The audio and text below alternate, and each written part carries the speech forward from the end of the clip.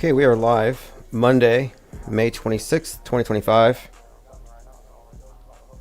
The headline on the screen right here is what I want to start off talking about. Because if you've been following this thread that we've been on since last month, when I found out that Final Destination was involving the Space Needle, we've correlated the Space Needle symbolically to the concept of the Tower of Babel falling. And this has been connected with the Twin Towers, the One World Trade Tower, Space Odyssey 2001 with the allusion to the monolith, which corresponds to the Monolith Hotel there at Ground Zero. Like, there's this narrative that involves the sinking of the West as embodied by the Tower of Babylon, Tower of Babel in the megalopolis. It was Make Rome Great Again, the fall of Rome. And so this has been like a story that's been building up. And I don't think you can separate the International Space Station from this metaphor. It's all the nations, one language, going from the earth to the heavens, transgressing into this other into the heavens. And the space program, the internet, it all kind of integrates us into this one monolith. And it looks like, just based on this movie, the Space Needle being the center of it, it just kind of reinforces that that's what we're witnessing, that this is a continuation of 9/11. And the idea of the space station falling apart was foreshadowed even more, I think, directly with ISS that came out on January 19th a couple of years ago, where Russia and America are at war on Earth, nuking each other, and so they're fighting for control over the space station. A terrible movie, needlessly graphic, and I think they intentionally made their special effects bad to make the ISS look good by comparison. Anyway, long story short, I'm connecting here, and we can go through the weeds here if we feel like it, but the Titanic sinking, Twin Towers, One World Trade Tower, this is all kind of the same story. So the next thing, in my view, would be the fall of the space station, which doesn't have to be literal, but it's been foreshadowed in so many ways. And I've kind of kept it more or less in the same discussion. Like, for example, the One World Trade Tower and the Space Needle, both correlating to the Tower of Babel. These are easy things to connect, especially if you get into the meaning of 1776 and the nuance there. But these monuments, these are part of this meta narrative. So anyway, it's interesting to see that part of this architecture, the space station, is being represented in these various movies as, falling down. I was talking about the series The 100, where at the end of the season, the space station falls. And in that episode, they even have a painting of the Tower of Babel. And I brought this up recently because one of the main characters in The 100 is in this Final Destination, which again centers around the destruction of the Space Needle. So it's not just a random building. It's representative of much more. And this recent movie in this series connects the first one in this storyline that connects 9/11 and some future event involving Seattle. So anyway, as we've been discussing this, the date June 11th is repeatedly showing up. So June 11th, a few other dates, like November the 3rd is another common one. But for some reason, we've been looking at June 11th, well, for a lot of reasons. Drastic Liars highlights this quite a bit. So I found this to be interesting, is that it was announced today that on June 11th, that's the last day that the International Space Station website will be maintained. So NASA is pulling the plug on their space station tracking website on June 11th. So on June 12th, you better have your own apps if you want to track it. And the date of it just tracks with everything else that we've been talking about. And I'm not saying necessarily that the space station is going to fall, but it just seems to me that it's really symbolic of unity above. And it seems like if there is some kind of event in Seattle, as has been foreshadowed in so many different movies and themes, and I'm going to go through Leo Pirate's article on this about the Space Needle being the next 9/11. We'll go through all the foreshadowing that is pointing in this direction. And then we'll, of course, take questions on it and comments, but I'm correlating the Space Needle. Now, here's where it gets intriguing, because the Space Needle, symbolically, again, space, if you look at space, is heaven. And so, of course, the Tower of Babel analogy here would fit, because the UFO on top of it is meant for traveling to space. And the Space Needle has this, in these various ways it's represented, it has this reoccurring themes of, the nukes being associated with it, the Kraken, but also weirdly, the eye has been kind of tied to this thing. And so I was talking about how in this movie, Final Destination, the main character's name is Iris. And when the movie opens up, she's blindfolded, which has to mean something. And she's brought up to the opening night of this Space Needle, and the blindfold is removed. So you have this connection with the eye and the needle, and so there's something here with this. And then someone sent to me a Simpsons episode where Itchy and Scratchy, right here, are fighting on the Space Needle. And one of the things we talked about also is how Abraham Lincoln and the penny have been associated with this. Specifically, the Space Needle in Final Destination, they have the penny is what sets off its destruction, weirdly, but additionally, even in the trailer, you see the penny, you see Abraham Lincoln's face superimposed over the exploding UFO part of it, the exploding restaurant. So here's an old Simpsons episode where the mouse is on top of the Space Needle throwing a penny down, trying to kill the cat. And that actually happens in Final Destination. There's a little kid trying to throw a penny and she stops him. But that penny is what brings it all down. So you have the penny thing. And this is pointed out by Silent D Marijuano tweeted this to me. So I watched it, and in the clip, the mouse saws the Space Needle off, and the top part of it falls, and the needle itself goes right into the cat's eyeball. Now, yesterday I was talking about the opening sequence of the Elvis movie, where it's the International Hotel, but it has these three columns in front, superimposed here, as you can see on the screen, with the Starship Enterprise, making it into essentially a Space Needle. And if you watch the opening montage, which is available on YouTube, you actually see, from the camera's view, someone going onto the UFO thing, and it spins around, it goes down, and it becomes an eye. So the Space Needle goes into an eye, and then it jumps to a scene where Elvis is unconscious, and they're playing the theme song to Space Odyssey, and they bring out a needle, which they stick him with, and it resurrects him. So the connection here, of course, the Space Needle, Space Odyssey, the eye, for some reason, there's some overlapping themes here. Itchy and Scratchy mirroring exactly what happened in Final Destination. And again, Final Destination opening scene is the opening night of the Space Needle.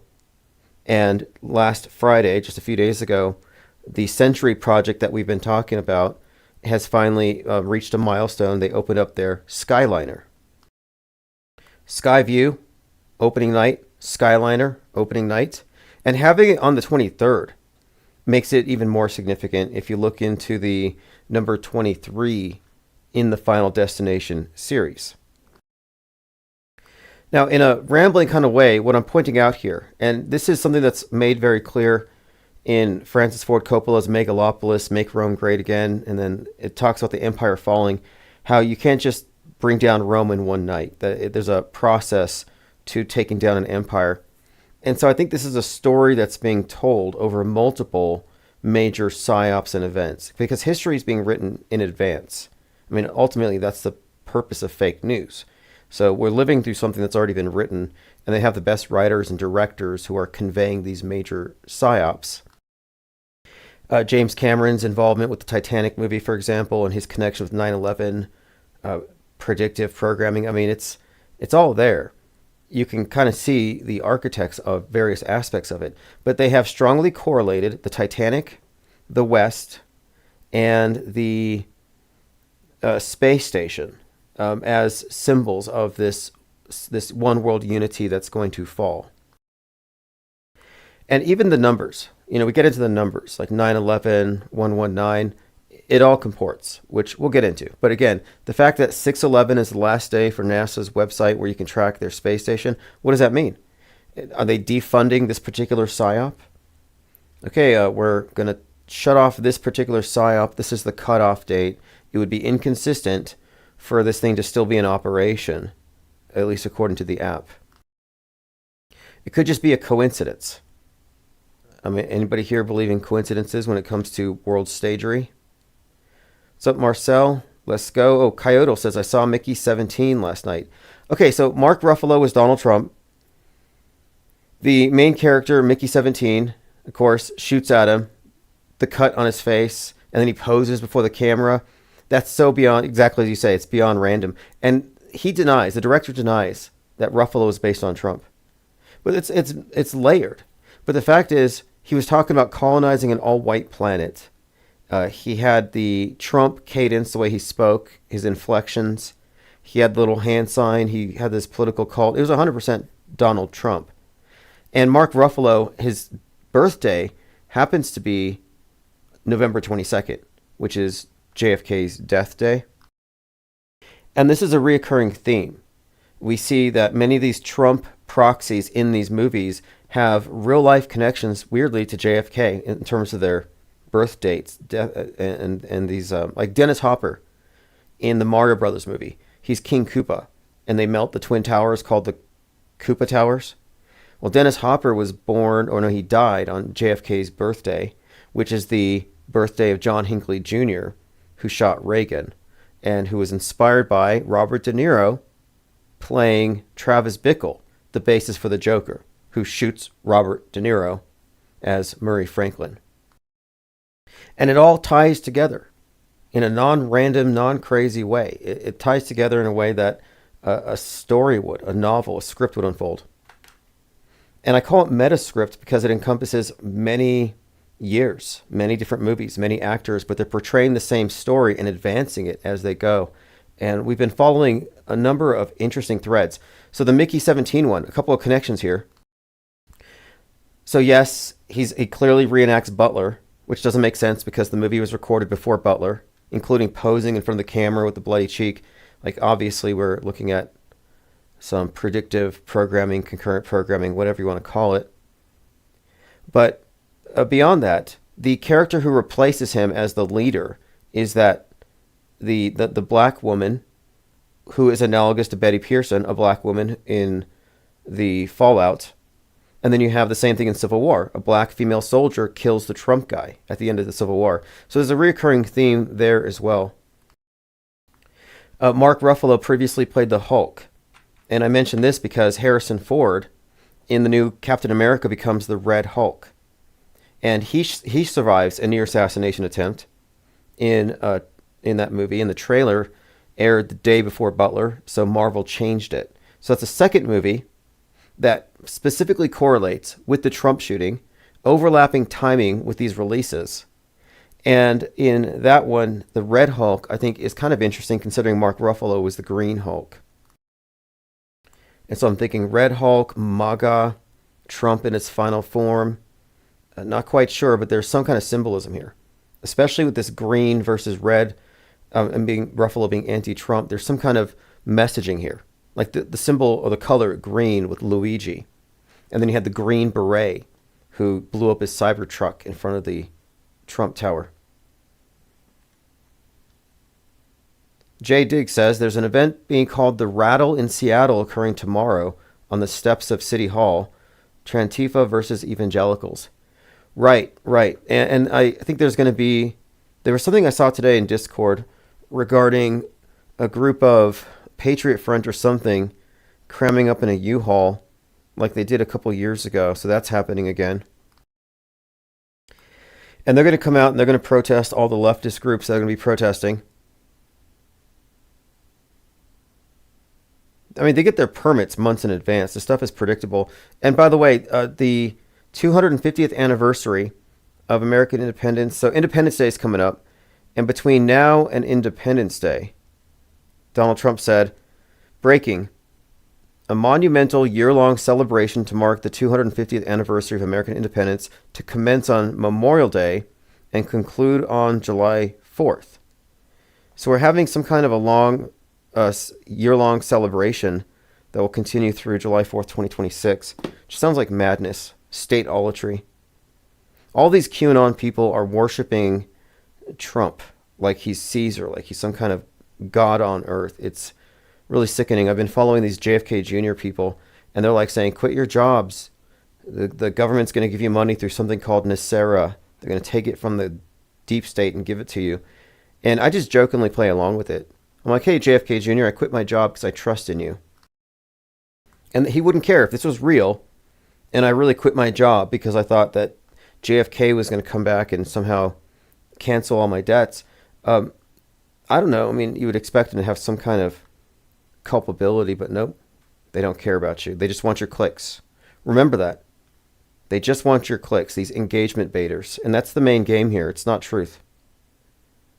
All right, joined by Hero Paranormal, Austin 108, Pete Trippa, Lean Dion, Ted Striker 2112, Jungle Jim, thanks for joining. Tomanoid says, I thought 3/11 was the next 9/11. Well, a 9/11, in my view, is just a world transformative psyop. So that would be a Pearl Harbor. That would be a 9/11 9/11. That would be a COVID. That would be the George Floyd event, which had many connections specifically to 9/11. So 9/11 was really just one major spectacle of a type. And there are many such events. I would consider the moon landing to be such an event. The Challenger explosion. It depends on how significant it is, I think mostly globally, when we talk about the 9/11 scale things. So 2020 certainly contained that. But the next major plot twist seems to involve the domestic terrorist equivalent of a 9/11. And just as they use the war on terror to shut down radical Islam, they're going to shut down radical MAGA band, radical QAnon, radical 4chan culture where it's, the white nationalism stuff. I can see them using the pretext of a domestic terrorist attack to justify increasing the censorship. I mean, they already do this. They already tested this with Christchurch when they shut down 4chan and BitChute. I'd be interested to hear your thoughts on Mickey 17, Coyote, if you get around to commenting on it. There were a lot of things in there, a bit more nuanced, but it's one of many movies that foreshadowed the Trump near death, the assassination attempt. And this one in particular, the fact that he was acting like Trump and he demanded the cameraman focus on him so he could pose for the cameras, and that the shooter looks like Luigi in the trailer. I said that when I saw the trailer. I said this movie's got a Luigi proxy, and that's the guy who pulls the trigger to shoot the Trump character. So this isn't life following art or art following life, because of course this was recorded before. But no, it's actually the synchronization of entertainment propaganda with the news propaganda. Challenger Hoax is here, says, have you seen the Punky Brewster episode about the Challenger hoax? I think I've seen it on Twitter, where it's this show about this little girls watching the Challenger explosion and crying, and it's like they totally take over. They emotionally traumatize everybody, make everybody feel bad about it. It's a teacher. I think I might have cried about the Challenger. I don't remember, but I'm pretty sure it was like a psyop that they, like, for example, was it really live? Or did the teachers get a tape and then play it for you, making you think it was live? We're not telling you. Challenger Hoax says, I never saw the whole thing. It's hard to get through the whole episode. Just put it on a 1.75. I do that with a lot of stuff I have to listen to. A lot of these podcasts. Like, I listen to people I'm embarrassed to say I listen to because I have to. How else would we know that Tucker Carlson survived an alien attack? Mizell says, we laughed. I was in the 8th grade watching it live. Well, we had a teacher, a science teacher, who every year on the anniversary of the Challenger explosion would take one of those homemade rocket kits and launch a rocket. Like, they dramatized it. And Ronald Reagan came out and he said, perhaps it's because we're not paying attention anymore. And it's true. NASA kind of jumped the shark when they started playing golf on the moon. Like, nobody cared anymore. And I found this article once that was just describing how Evel Knievel was getting more views than NASA at the time. And the Challenger explosion allowed them to get eyeballs back on space and then guilt trip you for not paying attention. And when Reagan came out and talked about it, he was mentioning how it was on the anniversary of Apollo 1, so feel bad about that. And then that was on the anniversary of Sir Francis Drake dying at sea. So then there's the exploration aspect of it. But this idea it's like destiny or something. Cool story. But a couple of things. It was 1 minute and 13 seconds into the launch.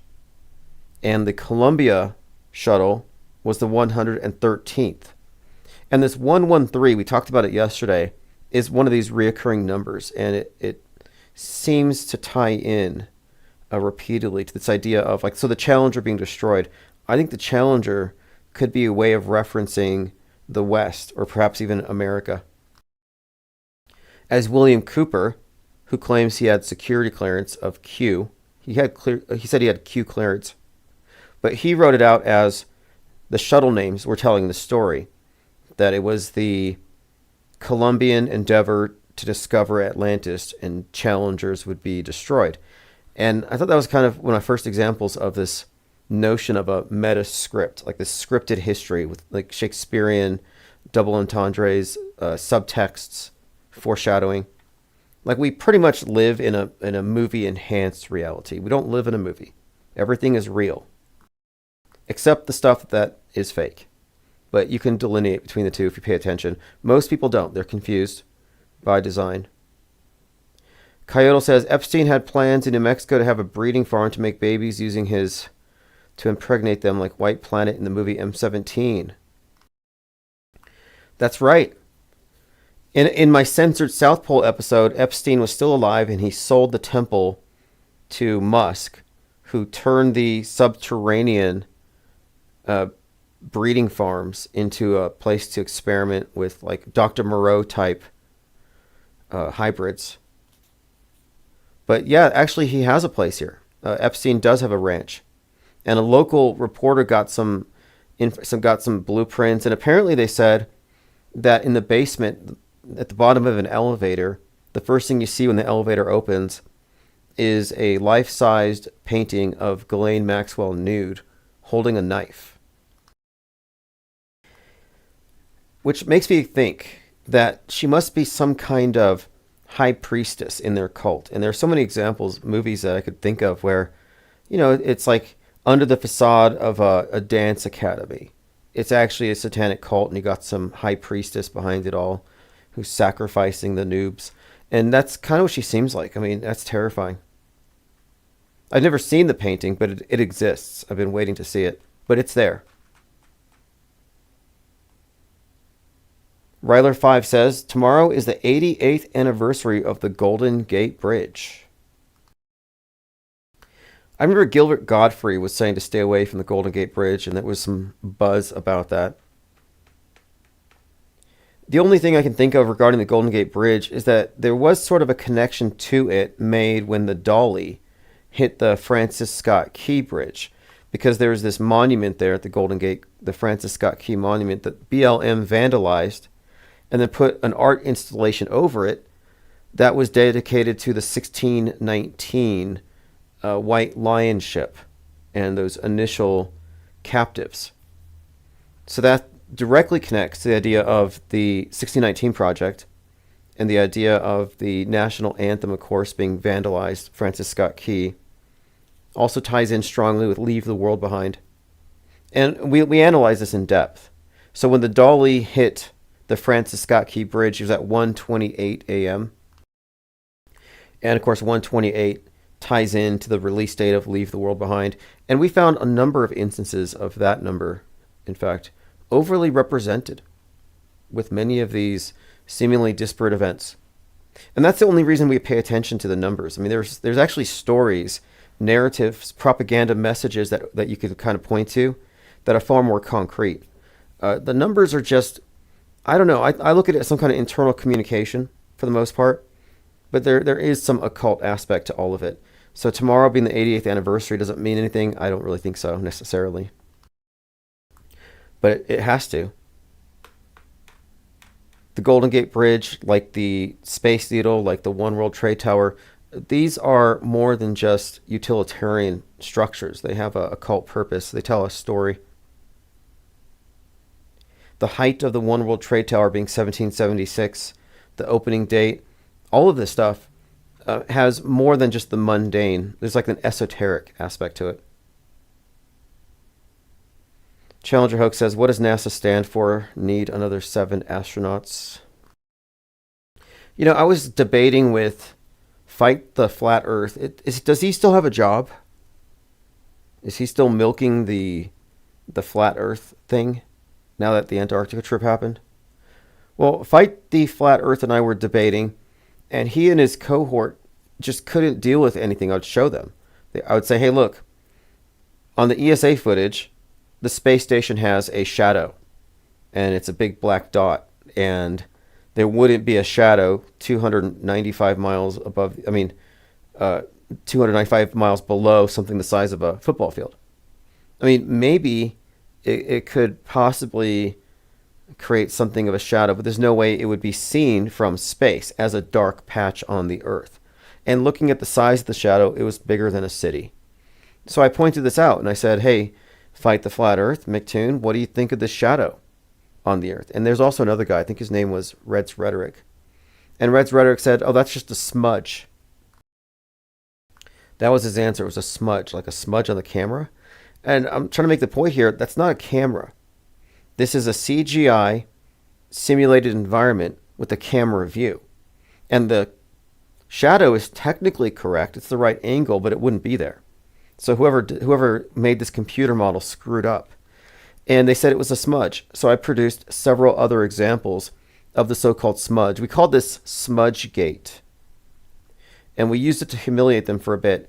But at one point I said, okay, since they said, well, that's not our claim. We're not defending the space station. So that's when they said they would no longer defend the ISS. They only want to talk about the curve of the Earth and stellar observations. So I kind of changed tack and I said, well, let's talk about the fake Challenger explosion. And as soon as I said that, Fight the Flat Earth started to cry. I made a grown man cry. And, you know, this guy usually comes off as kind of tough. He's always very cantankerous, feisty on his debates. He's very verbally abusive, but I reduced him to blubbering and tears. And I felt bad, and we just cut the whole conversation off. So it's a sensitive topic for some people. Okay, moving on. Lost Age says, I like what you say about space being what's between our ears. It's true. Because the space program was never about taking you to some distant Disneyland on Mars, but it was always about managing the space between your ears. It's about your worldview. And so they show you the world. This is the game board. And you're screwing it up with your carbon footprints. Stop breathing so much. I'm going to tax you for that. So they get you to acquiesce to this scarcity model based on their view from space. But in reality, their whole space program likely doesn't just focus on what's up. But I think the space program, as evidenced by Kubrick's involvement in multiple psyops, has to do with all of the psyops. In other words, psychological warfare, which is mind war. Again, the war for the space between your ears. So this would include fake assassinations, as well as the fake space, fake terror attacks, and maybe even all the fake celebrity scandals. I mean, Eyes Wide Shut was all about elite pervs. And what do we see in the news? Diddy, Epstein. In all likelihood, these are all psychological operations. Not all psyops involve fireworks. Joined by Rebel Black says, Tim's a bully. Yeah, I cyberbullied Fight the Flat Earth into submission. It's embarrassing. If I'm going to cry, I'm going to get offline first. But I think he used it as an out because I had them cornered. They had no defense against clear evidence of media fakery, and it became opinions like, well, it looks fake to me, doesn't look fake to me. And that argument of it looks fake to me, doesn't look fake to you, it's like we can agree to disagree. No, we can't. There are objective metrics and standards. And one of them is, well, compare the ISS to what we see on Netflix. How come real space looks faker than admitted fake space. This is why it's such a problem that Tom Cruise wants to make a movie on the space station. They have a module they're attaching to the space station. I think it's called Axion, and it's this movie set on the space station. And this gives me cognitive dissonance because I'm like, wait a minute. Space station's a movie set. Now they're putting a movie set on the movie set. And are the movies on the movie set going to look realer in their special effects than the slop that NASA gives us? And if so, that's a problem. Like, people noticed that Kate Perry's hair wasn't doing the space thing. It was just sitting there flat. So people realize, okay, Kate Perry didn't go to space.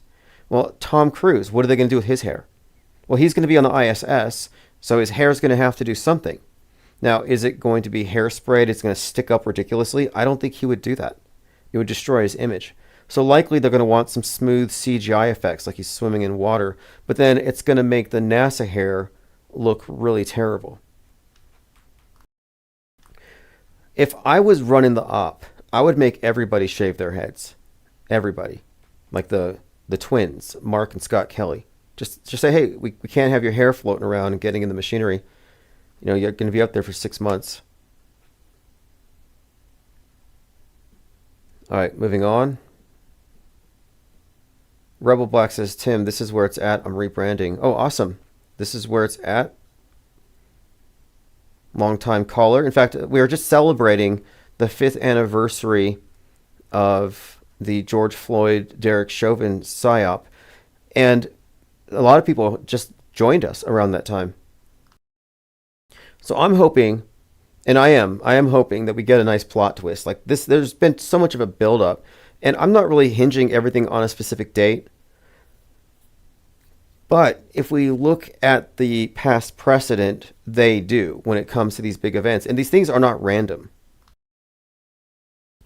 They're not behind the scenes, last minute, like, hey, when are we going to run this particular Spike Lee directed psyop where this dirty cop kneels on this guy's neck for 8:46? No, that stuff is planned in advance, as evidenced by a number of things. The sun setting at 8:46, the kneeling for 8:46, correlating with 9/11 kicking off at 8:46.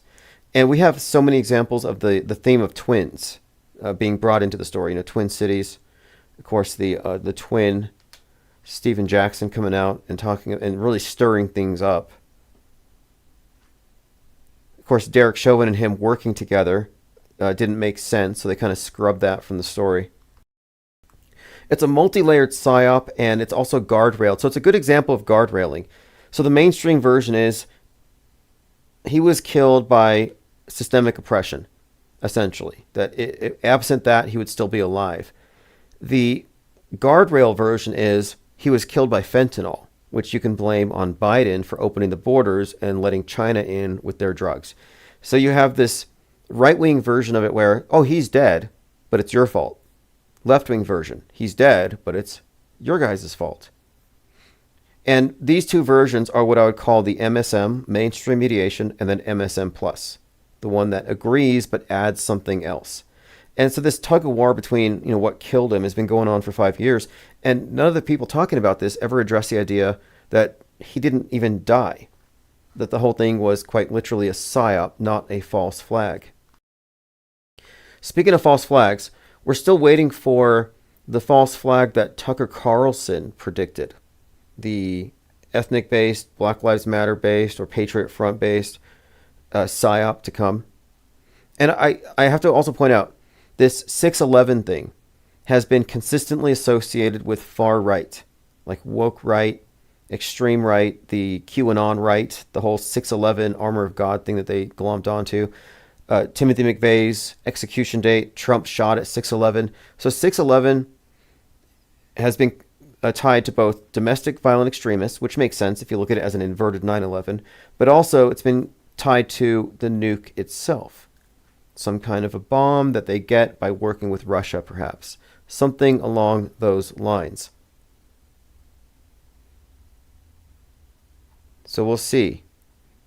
But Seattle has been pointed out repeatedly in many of these various examples, this foreshadowed coming event. By the way, there was a truck attack today If you haven't seen it, this was in Liverpool. And it's a van, rather. It's a van that ran through a group of people. And, at first watch, it looks real. But there's a few things that I took to be red flags. And there are some discrepancies as to whether the person pulled out of it was really 53 years old, or the driver, was he the real person they pulled out of the van. So there's a lot of questions right now. So before I make any final statements on it, I'm going to kind of let the truther bait, the false leads, get sifted out. But do I think it's real? I don't have enough information. Looking real isn't enough. When I first saw it, I thought it was. And I said, if it's real, there's not going to be a high body count. If it's fake, 33 people died. There's limbs everywhere. That's how you know it's fake. It's always like video game violence. So this didn't seem to have that. So I'm inclined to think it's possibly real. But other things that make me think maybe not. Snipers spotted on the roof.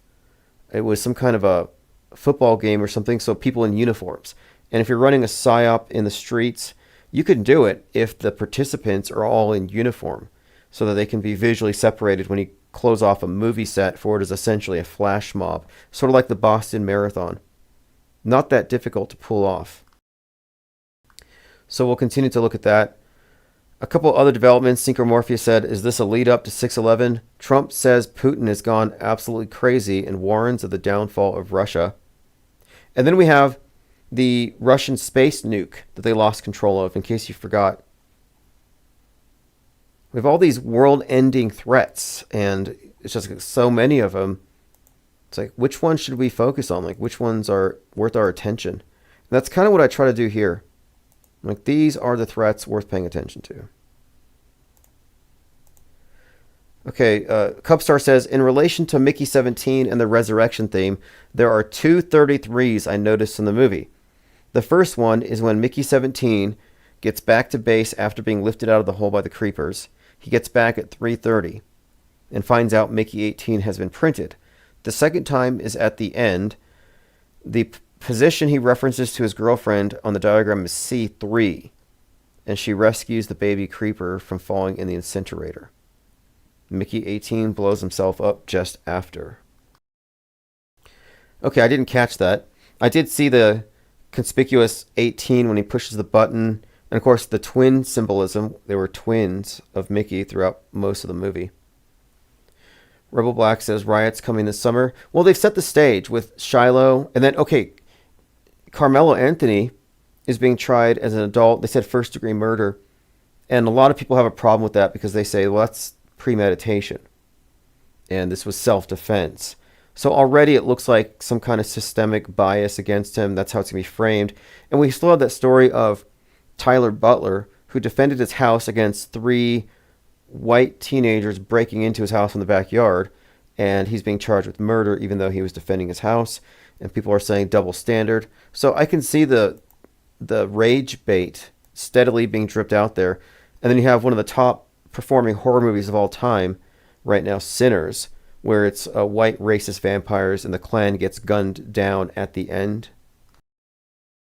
And around the time this movie came out, of course, in the movie, it has the protagonists are twins. And one of them dies bleeding in the other's arms, just like what happened with Austin Metcalf and his brother. So you have these multiple overlaps with these various psyops. You had, Rodney Hinton Jr., his son dies, he takes revenge, kills a cop. The cop happens to have the 6/11 birthday, and he served for 33 years. Remember, Trump shot at 6/11 and 33 seconds. McVeigh executed 6/11, age 33. And McVeigh was radicalized at Waco, where Trump kicked off his campaign. Like, again, there's a script here. There's a story. There's this big back and forth. That's why they keep showing I think the twin symbolism may tie into this. But, to get back to it, with Sinners, so I watched the movie, and you've got the twins, one dying. We have all this overlap, but the narrative of the systemic racism, the Klan behind the scenes, and at the end, he righteously mows down the Klan. And then shortly after this, Tucker Carlson and Alex Jones are claiming that they're expecting a false flag having to do with this dynamic they've set up. So what does it mean? as far as a false flag. Like, what are they suggesting? It could be anything, but Tucker said he was making a prediction, and the reason why this matters is that Tucker Carlson knows the script. He's obviously part of this play. He's a psyop actor, an agent in this.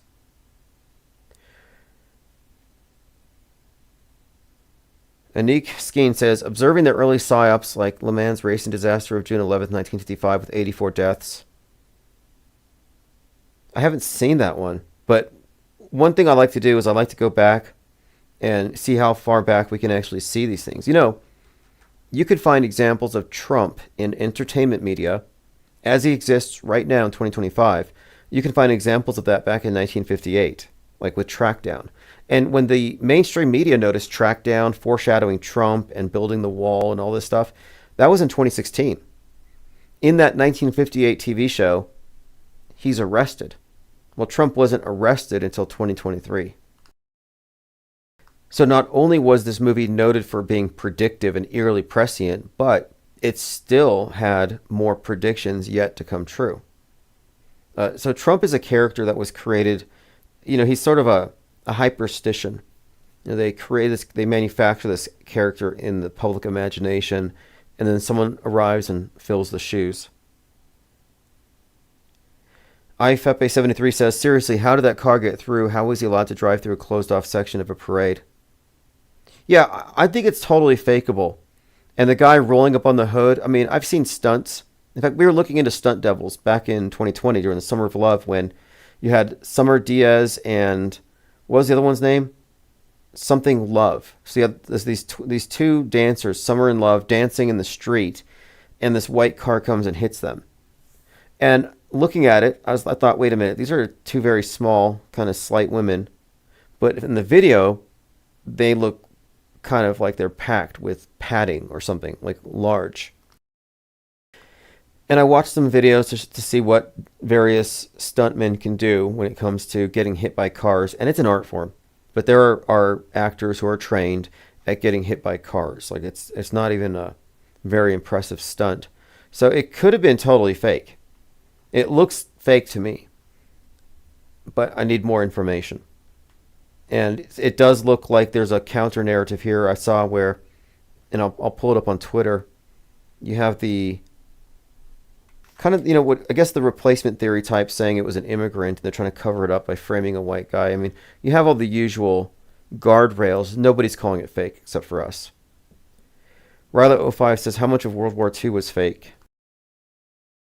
That's a good question. You know, how far back does total fakery go? You know, you could be safe about it and say, Michael Aquinos, you know, wrote about this, that at some point Mind War is going to take over for a lot of reasons. It's more efficient, gets the job done, pacifies the masses, it's scalable. There's so many reasons why Mind War is a better alternative to force. But in that book, PDF that was circulating the Pentagon, it seemed like this was a plan, something they could implement. Like it was theoretical at that point. So it's possible that maybe they kicked it into high gear in 2001. And then 2020 we go a little deeper where everything's going to, it could be scaling out or rather phasing out the old. But it's a very good question. Retro auto hoaxing is a valid pursuit. We can't cherry pick. And we have to also remember too that history is just a collection of fake news. It's always been the same interests. It's a curated worldview that really serves the interests of the power elite. Rebel Black says, wars are mostly all fake. Countries that belong to the United Nations don't fight each other. Yeah, Jay Diggs, thank you. Summer Taylor in Diaz Love. And so yeah, Summer of Love. So one of them dies after getting hit, and then the other one's taking selfies in the hospital with a broken arm a few hours later. It just seemed very psyop-y. And it was right after Nancy Pelosi called it a summer of love. And so a white car mowing these two down while they're dancing in the street, ending the summer of love was kind of like morbidly poetic. Okay, moving on here. So we're talking about Putin going crazy. Okay, General Mark Milley today said, We don't take an oath to a wannabe dictator. We take an oath to the Constitution, and we're willing to die to protect it. So this is just more notable rhetoric as we're moving towards Trump's birthday. And if you go off of Francis Ford Coppola's work, The End of an Empire, he said it would happen soon. Make Rome great again. Again, that's the theme of his movie. Let's go through the Space Needle thing, because it's coming up. Possibly. Final Destination, Bloodlines 2025, features a prominent imagery of the destruction of the Space Needle-like building, which is consistent with other media foreshadowing. And yet, so the movie opens up in 1968, which is when the Twin Towers construction began. And so the premise of the movie is that the prophet managed to delayed the disaster. So when did it actually happen? Well, this disaster that was supposed to befall the Space Needle was transferred to the planes in the first movie, which again ties to 9/11. So the entire premise of this series is that this prophecy or this prophetic vision allowed somebody to avert a disaster that was destined to happen. So the end of it is the Space Needle still stands. But in these movies, from the first one to this latest one, you have an inside perspective of 9/11, from the inside of the plane to the inside of the tower, complete with jumpers, with overlapping allusions to the Titanic sinking. But again, it's got this general theme that this is essentially about a prophecy, which is what all predictive programming is. The use of entertainment as propaganda to legitimize staged fictional news events is a well-documented phenomenon. The man who coined the term public relations, Edward Bernays, was a nephew of Sigmund Freud, co-founder of Netflix. Okay, so an unfulfilled prophecy. The entire Final Destination series is rich with concurrent programming elements. The first movie was a year before 9/11 and centers on teenagers who cheat death by exiting Flight 180, which would later explode, departing from JFK Airport in New York. And we've talked about this before, how 9/11 and the JFK thing are correlated in many instances of predictive programming. Like, for example, The Lone Gunman, which was aired right before 9/11, had a plane that was going to hit the towers.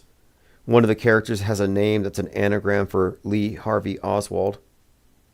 He mentions Lone Gunman here. There's quite a lot in this article. Mel Gibson starred in The Patriot 2000 that has a subconscious nod to 9/11. Final Destination franchise has a variety of screenplay writers and directors throughout the series. So he's done a deep dive here. And there are reoccurring allusions to Abraham Lincoln, and we talked about this yesterday. Why is Lincoln relevant? Well, the Lincoln assassination was mirrored in a lot of ways that historians have noted as just coincidental, but mirrored with the JFK assassination. And then we've seen the overlapping of the JFK mythos with Trump, mainly through the QAnon. So you have that subtext linking them. And now you have some overt linkages with Lincoln and Trump, such as the USDA with the Trump and the Lincoln faces draped over the front. But this movie has made the point to focus on the penny in Lincoln's head. And we've been talking about the significance of Daniel Penny strangling Jordan Neely, and how Daniel Penny is sort of a right-wing Luigi Mangione. Vigilante, hero to the elite, enemy of the poor, versus hero to the poor, enemy to the elite. But again, the symbol of the penny, the Civil War, and the headshot are all built into it. Now he mentions here the Century renovation project. So one of the things that I've noted, and he put a lot of, he added on to it here, is that many of the movies that foreshadow the destruction of the Space Needle reference the $100 bill. Even the Ben Franklin was in the news recently. I'll get into that later. It's this secret society story. But basically, the Century project was $100 million put into a renovation. And this $100 million is what bought the elevator they just opened up. That again mirrors the opening scene in the movie, which is about the Space Needle opening. So the Century Project means $100 million. That's a lot of money for a PSYOP. That's an expensive hoax they're going to do. But the $100 bill folded up, many have noted for years, looks like the Space Needle with some kind of explosion above it. It's kind of subjective, but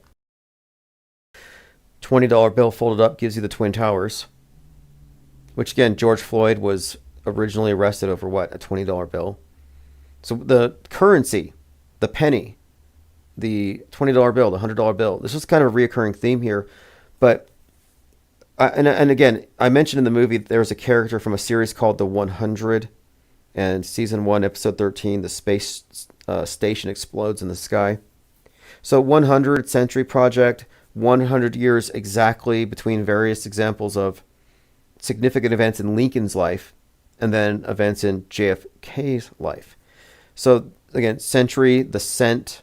So there's a recurring build-up here. And then the Space Needle itself, and I think he's marked it here, is adjacent to what used to be called the EMP. And I put a link to this article in the newsletter, so that in the live stream notification, so you can pour through it yourself. Space Needle now has a double-decker all-glass elevator. 7 days after the release of the film, which again, the number 23 is encoded into the movie. Here we have the itchy and scratchy thing, where again it has a kid throwing a penny off the Space Needle. Here he is throwing the penny. Well, in the movie it's the kid. Here he is, the mouse. So you got the Abe Lincoln. I'm going to fast forward to the point where he saws the top of the Space Needle off, and it falls into the eye of the cat. And we talked about this character Iris, the eye, and the significance of the eye, and how it even figured into the Space Needle symbolism of the Elvis movie, tying into a literal needle as the Space Odyssey song is playing. And I think all of this ties in as well to Starman, with the character in the rock, the effigy in the car. But I want to focus for now on this. So here you have the cat with the Space Needle sticking in his eye. What the hell is that? And of course, Elvis is associated with the Space Needle, as JL talks a lot about, and he got the Vax on TV. I mean, this is something. It's not insignificant, and especially the fact that the penny and the eye thing connects to that movie we just talked about, The Final Destination. So let's move on here. The Destroyed Needle, or EMP, the summer blockbuster hit Deadpool Wolverine 2024. Both characters are transported to a realm where retired intellectual properties and destroyed structures are sent to. One can barely observe the torn down Seattle Space Needle in the background. You know, Fallout ends with a devastated landscape and a Space Needle-like event, or Space Needle-like structure, rather. And then, same director did Westworld, and the end of season 4 has this EMP-like situation, and has, even on the cover, it's got a skull, but you look in the skull and it's got this melted Space Needle, which is a reoccurring symbol throughout. The location of the Space Needle is significant. Here it is, next to the Experience Music Project. See EMP Museum. Electromagnetic pulse, which would cause the blackouts. Now they changed it. They changed the name of it, but it was called that. And then we have here, and I went to go see it, Wicked, which came out on 11/22. Well, it had 2 release dates. 1/13, which ties to this whole story we've been talking about. But also, it was then more widely released on 11/22. But it concludes with the Emerald City being hit with like an EMP, a blackout. So this is when the witch becomes wicked. She rebels. She has a falling out with the Wizard of Oz. She flies up into the sky. The song is Defying Gravity, which might have some significance here. But here you have the Wizard of Oz with the hexagons behind him. The witch flies up into the sky, and it looks like EMP. There's lightning bolts, like a high-altitude nuclear detonation, and then the Emerald City goes dark. Well, the city of Seattle is referred to as the Emerald City. So obviously there's an overlap here. Call of Duty Modern Warfare 2, 2009. Here's a clip here. An EMP blast simultaneously, look at this. The city of Seattle, located in the 42nd state, Washington, in one of the best-selling video games of its time, Call of Duty Modern Warfare 2 from 2009. One of the campaign missions involves a nuclear weapon detonating in space, simultaneously causing the destruction of the ISS and residual EMP through Washington, D.C. Okay, now, and by the way, and I'll put this in the notes, the author of this piece, Leo Pirate, was on Fakeologist today. So I'll put a link if you missed that. So this is interesting for a few reasons. EMP, high altitude explosion, a blackout over DC, destruction of the space station. And as I said, the space station's turning off their spotter website on the 11th of June. Here you have the pieces of it. But I went to go see this movie, Final Destination, opening up with the Space Needle, but the trailer for the Fantastic Four was right before it. And in that trailer, you have an object falling down from the sky, everybody's looking up, you have a big spectacular explosion, and then you see Earth from space, looks just like Call of Duty here, and the Earth goes into a blackout.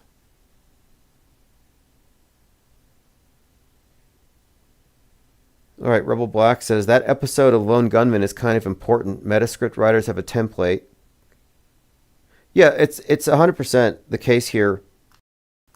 And you have to stray away from straw man arguments. Like, you can't say that every director's in on it. We're not saying that whatsoever.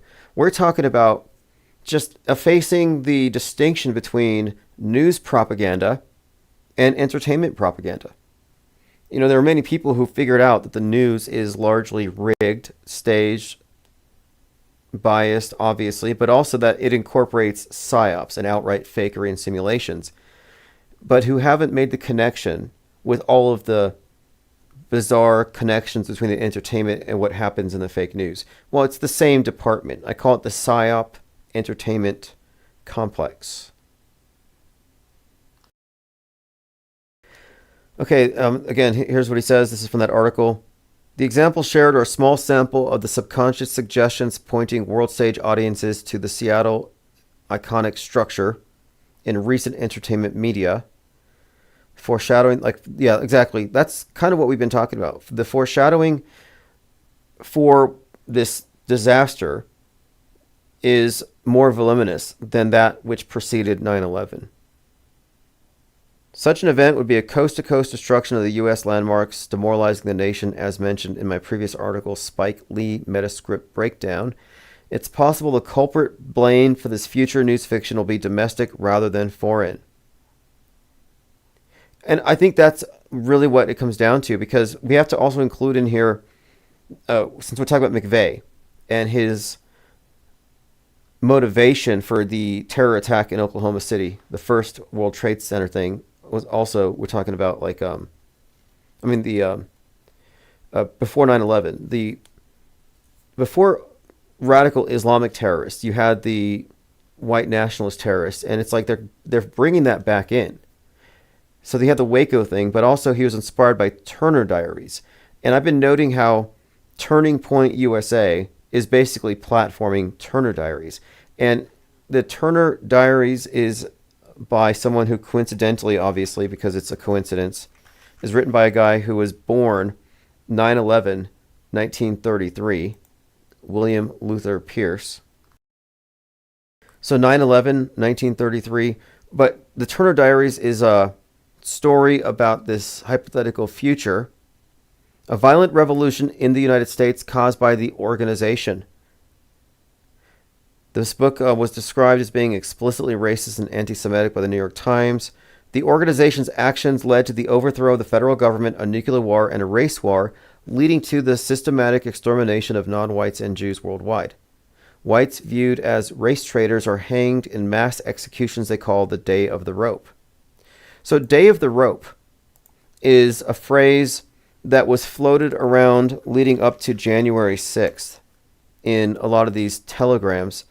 So look at this here. The nooses seen on January 6th echo the day of the rope, a fictional insurrection described in the 1978. The meaning of the gallows in front of the Capitol of January 6th. So this is, again, what I'm saying is whatever's happening is happening in the context of the Turner Diaries. It says here, the book has been influential in shaping white nationalism and in the later development of white genocide conspiracy theory.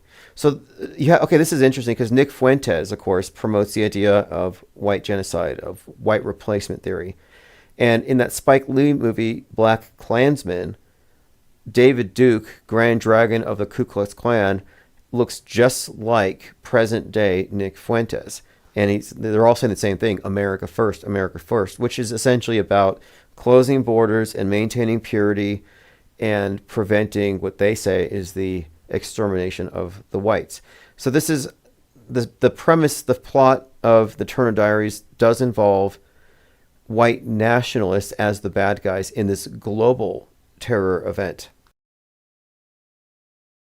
Also, the name, the character, the Turner Diaries, I think the name Turner, Earl Turner, is a reference to Nat Turner, which, okay, Nat Turner is the basis for Django Unchained, played by Jamie Foxx, which we've talked about Jamie Foxx and his connection with BLM, and of course Christopher Dorner. They cloned Tyrone. Fascinating little trail to go down, but the name Turner, Turner Diaries, Nat Turner, these are all race war things. Slave rebellion. Again, this one here is white versus black. It says the organization seizes the nuclear weapons at an Air Force base in Southern California, and they target missiles at New York and Tel Aviv. While in control of California, the organization ethnically cleanses the area of non-whites. Good luck with that. By forcing them into the eastern United States. So this story, again, it was written as like a journal, like a series to be like in a periodical. I have not read it in its entirety. I might just read it. It's insane, but I'm like, if you've been on Twitter for more than 6 months, you've pretty much read the Turner Diaries. Like, I've heard all this stuff. It's no longer even shocking. Written by William Luther Pierce. Now, he says here, he denied that he wrote the book intending for it to function as a model for a violent race war. But what's notable here is that it foreshadowed 9/11 itself. Attacks on government buildings with planes. And this guy was born on 9/11, just a coincidence. And not only did it inspire McVeigh over there at Waco, Texas, he's at Waco where he sees the ATF killing the Branch Davidians. So this becomes his inspiration for his terror attack. But Alex Jones was also inspired at the Waco at that time. So there's this kind of overlapping here between, Waco, white nationalism. It's kind of a nexus point, and that's why Trump kicks off his campaign in Waco for the 2024 presidential election. And the day before he kicks off his campaign there, Netflix released Waco, American Apocalypse. Of course, Dave Koresh did say that this was the apocalypse and he was going to come back and stuff. But I'm just showing you how the campaign, Netflix, it all has a subtext.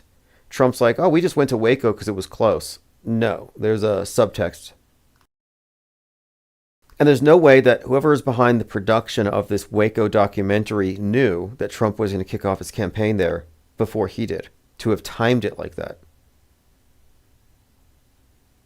Anik says, new music video with Marilyn Manson falling in reverse. God is a weapon. 2:16 seconds long. Shows an electric god destroying only images of west-facing coasts. Looks like USA West Coast.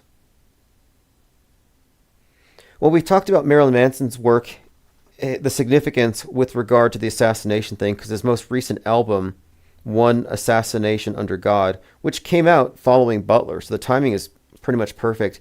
But he released it on 11/22. And on tour, he closes his set with Como White, which has the video where he plays JFK getting assassinated. So you have this connection between him and JFK. He put out a video for that song, and he's the umbrella man, the person with the black umbrella near the Ford Lincoln before it was shot. And then just about a month and a half ago, he released a cover of Phil Collins' Genesis of In the Air Tonight. So I thought, well, what could that mean? Because if his content is being used to advance these Metascript narratives, then that's probably not insignificant. And I'm thinking, well, In the Air Tonight would likely correlate with some kind of fallout. So if they do high altitude nuke over Seattle, for example, there's going to be blackouts, and they're going to say, don't leave your house, lock down, wear a mask. It's going to be like we were trained. We've already been house trained. We've already been through our obedience school. So we're ready for lockdowns, and it'll just be a different pretense. And instead of it being partisan, like some people are like, well, I'm not going to lock down because I don't trust the government. I don't trust the media. No one's going to do that. Because unlike a virus that some people can deny, fallout would be something you couldn't really dispute. And I mentioned this Nicolas Cage movie that came out in like 2019 or something. It was called The Humanity Bureau, where people are locked down because of radioactivity, and they're not allowed to own the Geiger counters. It's contraband. And when somebody gets their hands on one in the movie, they find out we're locked down for no reason. Imagine that.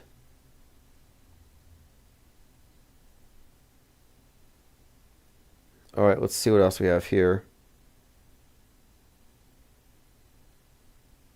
Jay Digg says Turner Diaries is a major part of the movie The Order, starring Jude Law from last year. I'll have to check it out because in 2020 they brought the Turner Diaries to life with the McCloskeys, where the McCloskeys come out waving their weapons at Black Lives Matter, dressed up just like the cover of the Turner Diaries. And this is not unintentional. I mean, this is exactly what we would have expected.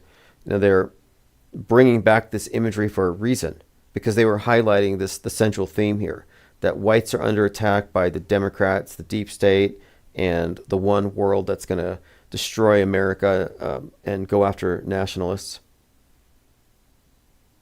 But Turning Point USA is the permanent political action committee organization it's like the think tank for the far-right conservatives, and they've always platformed these ideas, usually with innuendo and dog whistles, but they have platformed essentially Turner Diaries. And Turning Point, well, what is the turning point? That's when they try to take the guns, for example. And that's why Alex Jones, I think it's interesting here, because, and I learned this in the documentary, Waco, American Apocalypse. The ATF goes in because there were 1.6 million rounds that they were storing illegally.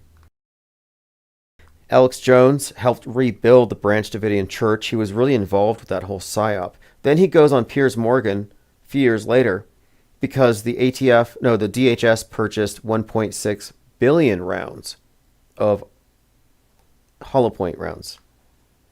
So he goes on Piers Morgan and he says, 1776 will commence again if you try to take the guns. So the idea of they're going to take the guns has been one of the main themes of the whole InfoWars shtick for a long time. That, they're faking school shootings because they want a pretext to take your guns. When they take your guns, that's the point where we rise up and we fight the New World Order. That story is essentially Turner Diaries. So if you're owning an AR-15 and you're taking your super male vitality and listening to InfoWars, you are the resistance. Like, you are the firewall against global tyranny. That's the narrative there, is basically you being a truther, exposing the ops, are going to prevent the guns being taken because your guns in America happen to be the firewall against global tyranny, and you are a part of the resistance. That's all farcical and nonsense, but I remember thinking that the story made sense back when I thought the shootings were being perpetrated by Democrat politicians working with black ops in order to kill people to sway public opinion, which is what truthers generally still believe, the ones who haven't figured out about fakery. which, again, I don't know how you could not be up to speed on that. Okay, Rebel Black says, I can see aspects of that piece of fiction playing out on the world stage. Well, this is the significance of the 6/11 death date of Timothy McVeigh at 33. Dave Koresh killed at 33. These are martyr numbers. Muhammad Atta, lead hijacker of 9/11, 33. So the 6/11 date has significance to Waco, to white nationalism, to Turner Diaries. And so Trump being shot at 6/11 is consistent. Tim Bellard being associated with the Bible verse, Timothy 6:11, is highly consistent with this. And even the reverse of it, 11:6, is heavily associated with the nuke. Even in the Batman movie, November 6th, Gotham underwater. But if you connect the two, the reoccurring connection here is the nukes. And so in the Batman movie, and this is another great example of the overlapping. So Batman comes out, it's March 4th, 2022, and it was like midterms. And the midterm slogan for the Republicans was flood the polls. What happened in the Batman movie was the Riddler, who's a Q-like character, his symbol was the Q. I'm not the Q, the question mark, which is a big part of the Q thing, just asking questions, all about questions.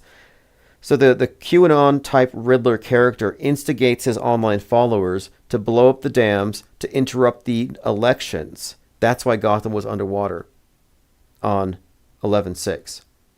So the connection here, real life flood the polls, is being said by that side of the political aisle.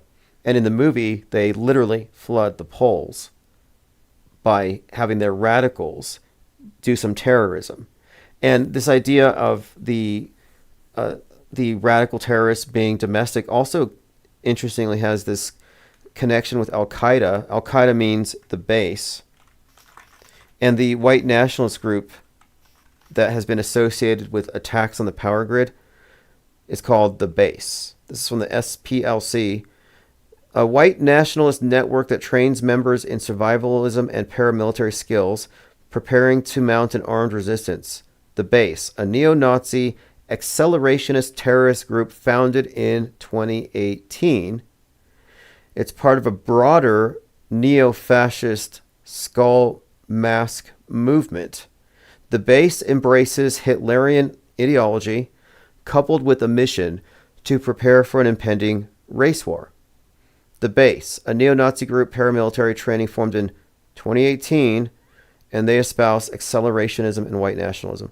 So again, Al-Qaeda means the base, and they did 9/11. Now we've got the base, and they're going to do a 6/11, or a domestic violent extremist counterpart to 9/11. At least this is the story as I have been interpreting it. And then we have Drastic Liars looking at this event with Seattle and the Space Needle, and all these very strong correlations with the date 6/11. And just as 9/11 was referenced a million times before they did it, we see a similar pattern here. So leading up to June 11th, I'm thinking, okay, well, I better see what he's up to. We're getting close to June. I find out that Final Destination's out, and it's putting out there into the zeitgeist a vision of a disaster centering on a space needle, which would obviously connect to Seattle.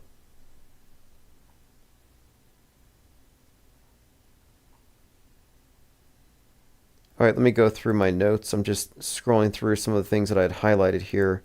We covered a lot of ground tonight, though. We'll be talking about this more as time moves on. So here's some pictures uploaded by Synchromorpheus. Before the Experience Music Project was changed to the Music of Pop Culture, the building had a sign that read EMP with the Space Needle looming right above it. Then you have Chris Cornell, the Soundgarden connection, Black Hole Sun, which I think even correlates in the movie with Ring of Fire that they were playing when the disaster started. But interestingly, Soundgarden's being put into the Rock and Roll Hall of Fame right now. And then The Voice just had someone perform the song Black Hole Sun, which, Black Hole Sun, EMP, there's some kind of connection here. But again, this is right there, ground zero. Anik says the Blackout 1997 was released on June 11th, 1997. Okay, so I mentioned here that at the very beginning that the space station's tracking website is being shut down on 6/11. Well, back to the movie Final Destination, one of the main characters was in the series The 100, where I mentioned the space station explodes. Well, it explodes season 1, episode 13, but that episode aired on 6/11. So the season finale where the space station explodes is 6/11. So I thought, oh, that's an interesting connection here because, again, NASA is shutting down the ISS sighting website on 6/11.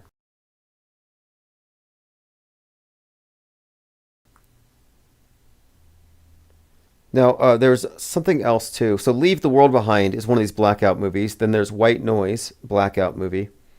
I'll have to do a deep dive on this, but the fact that Leave the World Behind was put out by the Obamas is highly significant. And when I was searching for the movie before I watched it, I searched Obama blackout movie, and I found a movie called American Blackout that came out in 2013. That was this movie that involved a cameo with Obama, talking about how because of the blackout, we have to pay attention to the news, etc. So I noticed this other blackout themed movie, but that was the year of Super Bowl 47, where you had the 33-minute blackout. And so now we're in the presidency number 47. And for some time I thought that has to be foreshadowing for what's going to happen at this time. Anik says the blackout 1997 released on June 11th. Well, anyway, there's a lot of reasons why that date would be significant, and we were vindicated anyway with the 11/3/3/11 thing.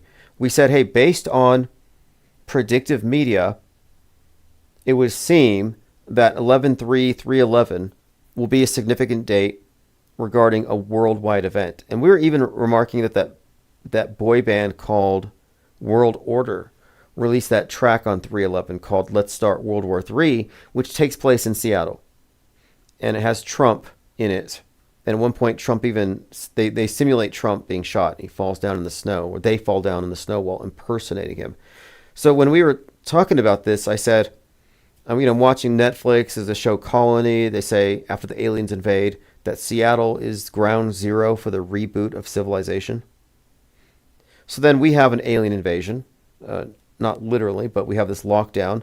And then they start talking about the Great Reset. But we noted that the whole scenario was declared a pandemic with patient zero in Seattle. So Seattle was ground zero for that entire event. And it happened on 3/11. That's when they declared it. So we're at that point, we're vindicated here. So our focus on the number isn't really flippant. It's just based on what we've seen. Calm Down says, have you looked into the death of Robert J. Matthews, head of the Order? If Ruby Ridge and Waco were psyops, that too was probably a psyop. Yeah, I think so. And so you mentioned Ruby Ridge. And a few months ago, or last year, you had that movie come out called Rebel Ridge. I watched it on Netflix. And the opening scene has a character, so you have a black protagonist on a bike. He's got a bag full of money to bail his cousin out. And the police pull him over, beat him up, and take his money. And so he has to fight the racist police department because it's got this subtext of systemic racism in the police. And the whole reason his cousin's in jail is probably because of that. But the story, again, is about systemic racism and this righteous rebel. It's called Rebel Ridge. And then, it's kind of like at the end of Sinners, where you're cheering for the guy to shoot all the racists up, even though they're the people in power, the Klan in that case. But in this one, the police are the bad guys, which is, again, the theme in Terminator 2, which followed up with the Rodney King.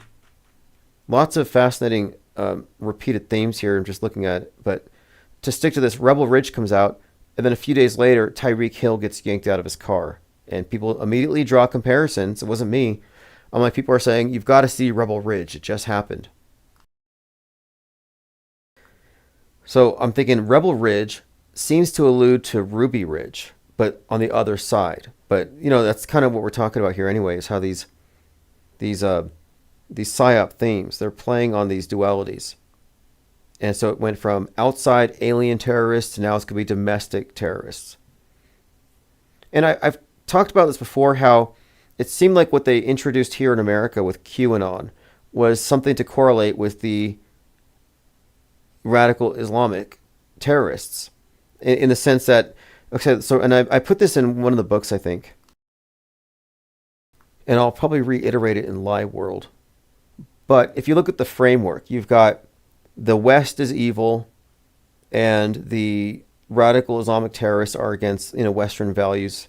And then you have, with the QAnon, it's the deep state and certain aspects of Western culture, like Hollywood and celebrities that they focus on. And if you look at the attitudes of what we call the MAGA ban, and how it mirrors the Taliban, and how they have the same enemies, the Great Satan, Little Satan, Israel, America, at least the side of America that is progressive. And I started looking at it as, it seems like they're introducing this new kind of domestic terrorist threat analogous to Quran radicals, but these are QAnon radicals. So instead of being motivated by Quranic verses that say fight the Great Satan, they got QAnon verses that say fight the deep state. And I don't think it's coincidental, that these things overlap in such a way. And you find many of the same dynamics put up there. Look at the idealization of the trad wife, for example, the attitudes they express towards Grammy Awards, and especially Hollywood and celebrities. QAnon has had this long-term objective of exposing the deep state, and they're looking forward to all these Hollywood celebrities, starting with Tom Hanks and Oprah Winfrey, being executed. We can't forget all these publicly declared fantasies of the celebrities being murdered on TV by the National Guard. That was the whole QAnon thing. And I've always said, it seems to be like they've manufactured a version of radical Islam. This radical ideology that is really about rejecting the West, and specifically, when you get into what QAnon is really about, you can kind of see the overlap with what they call anti-Semitic, blood libel. I'm saying it's completely inorganic, but in the public's mind, it exists. We have enough examples of QAnon people engaging in terrorism, engaging in the insurrection thing, where the public would accept the idea right now. Like right now, if we had another attack by radical Islam, it would seem out of context, out of place. Like that hasn't been in any of the movies in a long time. When is the last time we heard somebody screaming Allah Akbar with a bomb vest on, blowing up in a deli somewhere? Like, it's not a thing. They have to build up to it. But the only build-up we've had has been a build-up of white nationalist terrorists, whether they're shooting up malls or schools because of open borders and publishing manifestos. You have the Anders Breivik, you got the Brenton Tarrant shooting up Christchurch, necessitating the shutdown of BitChute and 4chan. So they've built this up for some time. Disease X, the mind virus, the madness. So anyway, leading up to 9/11, it was logical to conclude, hey, it seems like we're going to be attacked, clash of civilizations, Islam's the enemy. But now in 2025, no, there's really no pretext to that. The entire buildup has been for the domestic violent extremist thing. But I'll do my homework. I'll watch the Turner Diaries. Well, I'll listen to the Turner Diaries audiobook, and I'll take notes. I'm pretty sure we've heard it all, though. We didn't get through everything. Let me play this clip here. Luke Rudkowski posted this. When the apocalypse happens, expect to see this in social media. But this is AI. Now, I'm showing you this for two reasons. One, AI is so good, and people are so reality impaired that, yeah, we don't have any chance of refuting any claims when they pull off some big psyop. Here it is. It's not going to play. Well, all you're missing is this. It's at the point where you can't tell real from fake. And they're creating essentially crisis actors, AI crisis actors, with a few prompts. People walking down believable sets or believable cityscapes where everything's burning. And it's, I've been kind of, just to throw a little chaos for fun, I go onto Twitter and I'll see some video where people are overreacting about something, or they're emoting some rage bait. Like, oh, look at these youths pointing their guns at the camera. And I look at the rage bait being intentionally ginned up. And I'll go in there and I'll say, don't you know this is AI? And I start getting people agreeing with me. And I'm just doing it to see, because I read this thing about University of Zurich where they said they put these bots onto Reddit and they were getting people's opinions to change. And that the bots that they put out there were 6 times more persuasive than real people in changing people's opinions. And so I'm just testing it out. I'm like, yeah, I could go into a room here, into any chat room or any thread, and call the video fake or staged. There was this one where there's this kid making these terrible faces at this older man in the background. And the older man ran up and choked him for a minute and then let him go. And I said, oh, this is staged. They do this all the time in different locations. And a lot of people thought it was staged. Now, is that wrong of me to do that? No, this is science. This is anthropology. I mean, we're just alien anthropologists, and I'm just testing to see how reality impaired people are, how credulous they are. So we're ready for anything. Alien invasion, Godzilla. There's nothing that they can't manifest. They have the believers. That's what they need, just a legion of believers. There's a few other psyops I didn't get a lot of time to get into. We'll talk about the Miles Mathis broke this one down, the Elias Rodriguez thing, and then we'll follow up on the van attack, which I'm pretty sure is fake. Anyway, I want to say thanks everyone for the comments. We'll continue this conversation tomorrow. I'll put a link to the Fakeologist episode, and I did put a link to the Space Needle stuff. So sorry if I rambled on this thing, but we're just getting really close to June 11th, which is a very significant date in this story. And what we're trying to do here, and we do it all the time, and we're consistently vindicated.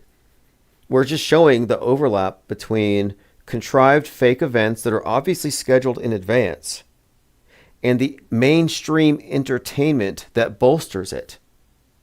And Final Destination is just one of the latest examples of this, to the point where it's not just the future event, but the build up to it, like the opening of the elevator at this exact time. It's Lost Age says we have a transit on the full moon this year on 6/11 that commonly shows up with shocking, surprising events and psyops. Well, when the Space Needle destruction begins in the movie, they start playing the song by Creedence Clearwater, Bad Moon Rising.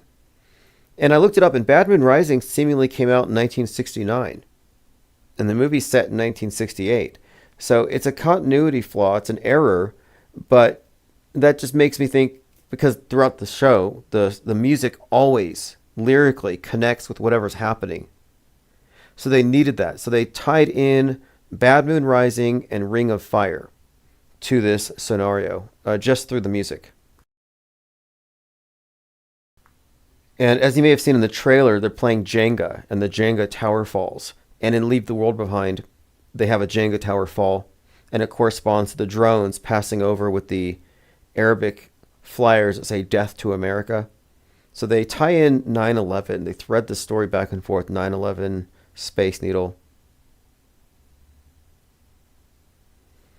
Okay, well, I'm going to be sending out the archives here later on tonight. I want to catch up on what I was bringing up earlier again. I didn't catch the first half of it, but Fakeologist was speaking to Leo Pirate, and his page is mindwar.page. So I'll put a link below. I'm just trying to compile everything, but there's always more. We'll see you all tomorrow.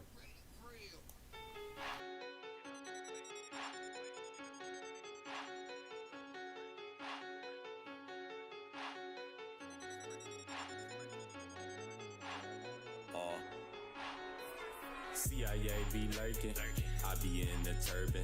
Little ones stay cursing, older ones out twerking. Talking about lack of education, streets are always dangerous. Bluetooth speakers playing, do you really hear what they saying? Do you know what that mean? Are you down for the team? They speak through signs and symbols, you can learn about these things.